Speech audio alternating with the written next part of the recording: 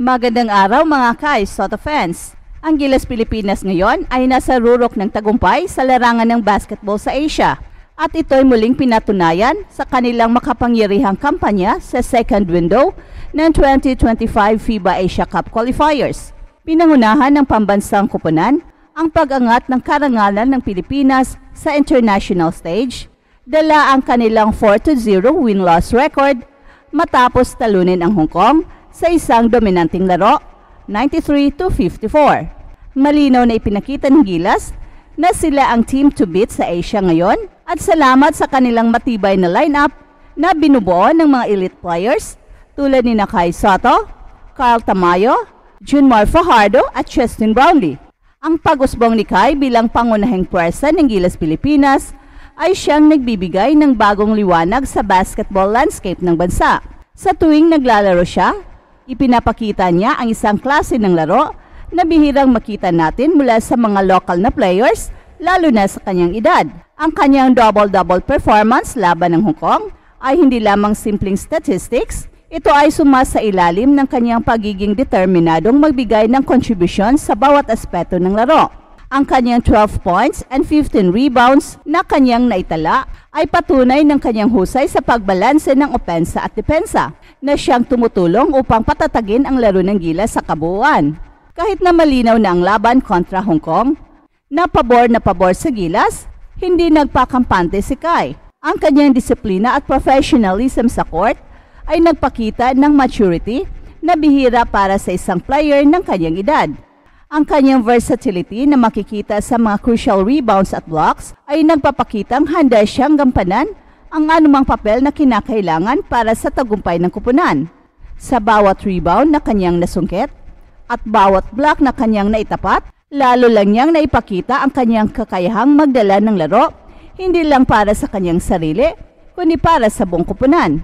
Sa pamamagitan nito, nagkakaroon sila ng mas maraming pagkakataon para sa mabilisang opensa na naging malaking bahagi ng kanilang malawak na kalamangan laban sa Hong Kong. At bukod pa rito, ang kanyang mga assist ay nagpapakita ng kanyang pagka-unselfish bilang player, isang aspeto ng kanyang laro na siyang nagbibigay inspirasyon sa kanyang mga kasamahan na maglaro bilang isang solidong unit. Sa kabuuan, ang laro ni Kai laban sa Hong Kong ay hindi lang simpleng panalo para sa Gilas, kundi isang patunay na kaya niyang magdala ng laro sa mas mataas na antas. Ang kanyang consistent na kontribusyon ay naglalagay sa kanya bilang centerpiece ng koponan na may kakayahang mag-angat hindi lamang sa kanilang laro, kundi pati na rin ng reputasyon ng Pilipinas sa international basketball. Well, hindi may kakailan na si Kai ang poster boy ng Gilas Pilipinas sa kasalukuyan.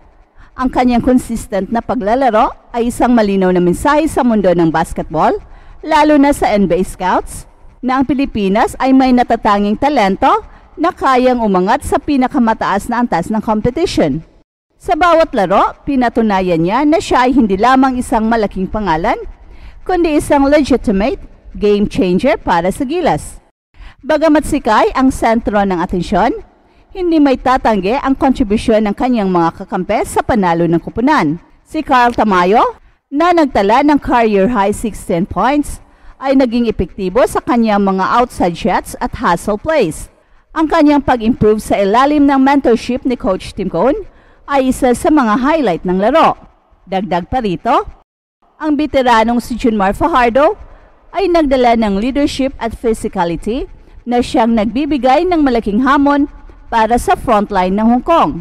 Ang tandem nila ni Kai ay hindi mapigilan sa ilalim at ito ang nagsilbing susi para makuha ang malaking kalamangan ng Gilas. Samantala, ang mga guards tulad ni Scottie Thompson at Chris Newsome ay naging instrumental sa pag-orchestrate ng opensa ng koponan. Ang kanilang playmaking at defensive hustle ay nagbigay ng stability sa Gilas, lalo na sa mga pagkakataong kailangan ng mabilis na transition plays. Malaki rin ang papel ni Coach Tim Cone sa kasalukuyang tagumpay ng Gilas Pilipinas. Ang kanyang game plan ay malinaw na nakatuon sa pagpapalakas ng team chemistry at pag-maximize ng mga talent ng bawat player. Ang kanyang desisyon na hindi ipalaro si Dwight Ramos upang masiguro ang kanyang kalusugan ay isang patunay ng kanyang pagiging maingat at matalino bilang coach. Ang malinis na 4-0 record ng Gilas Pilipinas sa Group B ay hindi lamang patunay ng kanilang kahusayan, kundi nagpapakita rin ito ng malalim na preparasyon at dedikasyon ng kupunan sa bawat laro. Ang kanilang tagumpay ay resulta ng mahusay na teamwork, balanseng opensa, matibay na depensa, at lalong pinatibay ng presensya ng mga key players tulad ni Kai Sotto, Carl Tamayo at Junmar Fajardo. Sa kanilang laro kontra Hong Kong, kitang-kita ang kanilang pagiging dominante sa lahat ng aspeto ng laro na naging dahilan upang makuha nila ang malaking panalo. Ang bawat laro ay nagsilbing stepping stone upang higit nilang mapalakas ang kanilang chemistry at mas mahasa ang kanilang mga sistema, lalo na laban sa mga mas mahihirap na kalaban sa hinaharap. At sa susunod na third window kung saan makakaharap nila ang Chinese Taipei at New Zealand, tiwala ang mga fans na ang kanilang winning streak ay magpapatuloy. Bukod sa layuning makuha ang outright qualification para sa 2025 FIBA Asia Cup, mahalaga rin ang bawat laro upang patatagin ang kanilang reputasyon bilang isa sa mga pinakamahusay na kupunan ng Gilas sa kasaysayan.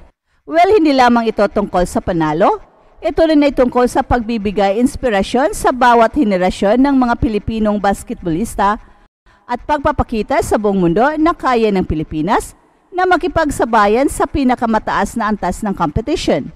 At sa patuloy na suporta ng mga fans at dedikasyon ng kupunan, mukhang nakahanda na ang Gilas na muling magbigay ng karangalan para sa bansa sa pandaigdigang entablado. Sa ilalim ng gabay ni Coach Tim Cone at sa pamumuno ng ating rising star na si Kai Sotto, ang Gilas Pilipinas ay patuloy na nagbibigay ng inspirasyon sa bansa at sa mundo ng basketball. Ang kanilang tagumpay laban sa Hong Kong ay hindi lamang isang panalo, kundi isang patunay na ang Pilipinas ay muling naghahari sa Asia. Habang papalapit ang FIBA Asia Cup 2025, ang Gilas ay nagiging paborito ng maraming fans at analyst bilang isa sa mga pinakamahusay na kupunan sa torneo.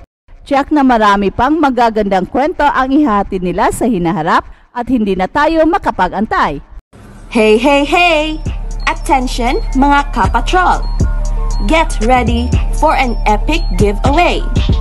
Once Express Info hits 150k subscribers, one lucky winner will win the incredible Oppo Reno 11F 5G smartphone. Here's how to join. Step 1. Subscribe to Express Info right now. Step 2. Like this video. Then step 3. Comment anything good and positive about our idol Kai Sotto. Super easy. Just subscribe, like, and comment.